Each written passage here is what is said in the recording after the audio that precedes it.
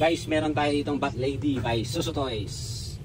Yan, Bat Lady 1/6 scale. Maganda to mga idol kasi yung buhok niya, rooted hair din. Tapos check natin yung katawan niya. Ito, meron siyang extra head.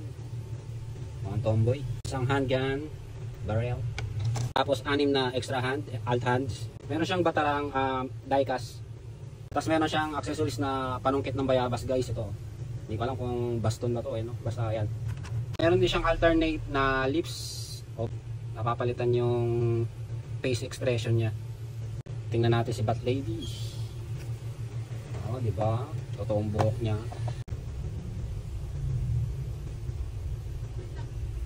Ito mga idol, sa mga collector ng DC Universe. Yan, Bat Lady. Ganda ng ano niya, suit niya. Di ba? Fresh pa yung cape.